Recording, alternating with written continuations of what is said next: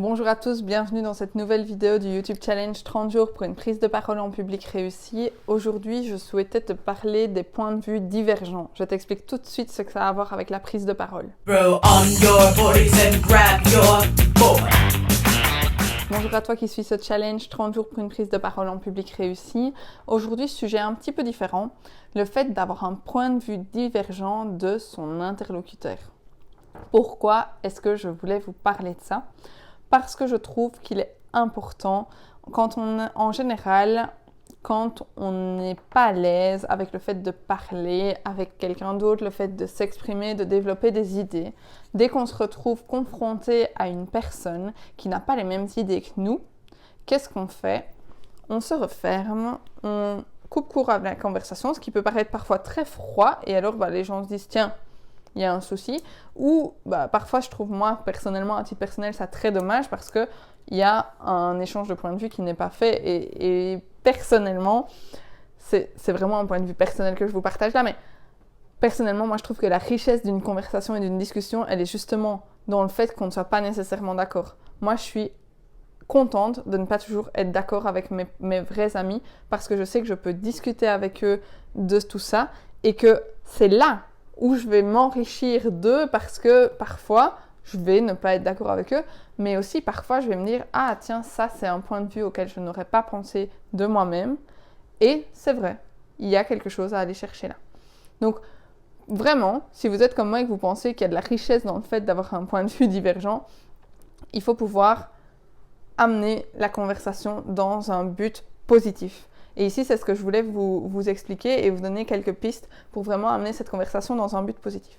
La première chose que je vous donnerai comme conseil, c'est acceptation. Acceptez et recevez ce que la personne en face vous dit. Qu'est-ce que ça veut dire ? Ça veut dire, quand quelqu'un vous dit quelque chose, même si d'emblée vous savez que vous ne serez pas d'accord, écoutez ce qu'elle a à vous dire. Écoutez jusqu'au bout, en essayant de ne pas couper la parole à cette personne parce que sinon elle va sentir la frustration et le refus et ça vous allez vraiment risquer de vous prendre un mur. Mais vraiment essayez d'écouter jusqu'au bout, de respecter sa parole jusqu'au bout et vraiment pouvoir écouter tout ce qu'elle a à dire. Qu'est-ce que ça va avoir comme impact ? Ça va avoir comme impact que la personne va se sentir déjà respectée dans ses paroles, va avoir en retour, certainement une écoute positive aussi, étant donné que vous l'avez écouté, en général, quand on écoute quelqu'un, la personne fait au moins l'effort de vous écouter aussi. Et donc, ça va mettre un climat positif, même si vous savez que vous êtes dans une discussion qui est en opposition. Ça, c'est vraiment la première chose. La deuxième chose que je vous dirais, c'est ne commencez pas vos phrases par des mots négatifs. Donc, pas de non, pas de je ne suis pas d'accord, pas de ce n'est pas ça, pas de ce n'est pas comme ça ou je suis vraiment pas d'accord. Ce genre de mots, on les oublie. D'ailleurs, vous pourrez retrouver ici en dessous dans la description un lien pour télécharger un PDF avec un ensemble de mots justement positifs pour quand on n'est pas d'accord avec une personne pour vraiment amorcer une conversation. Et on va plutôt être dans j'entends ce que tu me dis. Cependant, moi j'ai un avis qui est différent. Je comprends bien, je conçois que tu puisses penser comme cela, parce que en faisant ça, vous dites « Ok, je suis ok avec ce que tu dis, même si moi, je ne suis pas du même avis, je conçois que tu puisses l'être. » Et donc, ça n'est pas un « tu n'as tort ou tu as raison », c'est « nous avons des points de vue divergents ». Je ne dis pas que j'ai raison, je ne dis pas que j'ai tort, je ne dis pas que tu as raison ou que tu as tort, mais j'entends que toi, ta version n'est pas la même que la mienne. C'est complètement différent.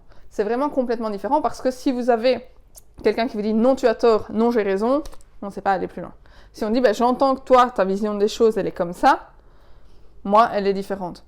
Pour prendre un point très caricaturé et très enfantin, mais du turquoise, moi, je peux vous dire que c'est vert et la personne à côté peut vous dire que c'est bleu. Qui a raison, qui a tort, on n'en sait rien. Mais si j'entends qu'elle dit que c'est bleu et qu'elle, elle entend que je dis que c'est vert, à un moment donné, on peut ne pas être d'accord, mais on l'entend toutes les deux et on ne dit pas j'ai tort ou j'ai raison. L'aboutissement de la discussion ne sera pas du tout la même. Donc ça, c'était vraiment la deuxième chose que je souhaitais vous dire. Et la troisième chose, c'est dans le fait que la discussion puisse aller sur différents points. Donc on peut dire, voilà, j'entends bien ce que tu me dis, cependant, moi, je ne suis pas d'accord. Qu'en penses-tu ? et donc on redonne la parole et on lui retend une perche pour pouvoir dire, mais voilà, est-ce que moi, avec mon point de vue, ton point de vue est toujours le même? Est-ce que ton point de vue a évolué ou non?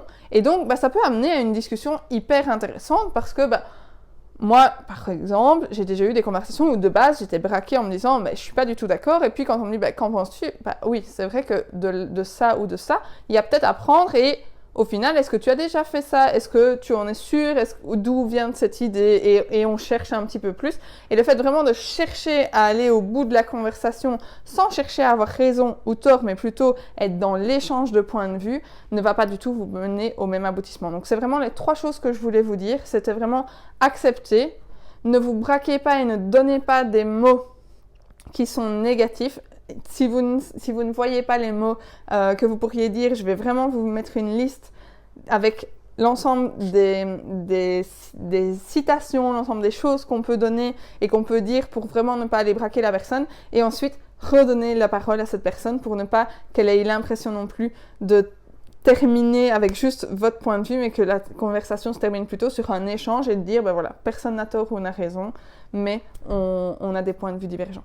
J'espère que cette vidéo vous aura aidé, vous aura apporté aussi un point de vue différent sur la question. Si vous souhaitez en parler, si vous souhaitez une demi-heure de coaching, moi je vous offre une demi-heure de coaching, vraiment on parle de ce que vous voulez en termes de prise de parole, de gestion de réunion. N'hésitez pas, vous inscrivez via le lien qui est en dessous et on en discute vraiment avec plaisir. J'adore pouvoir vous aider.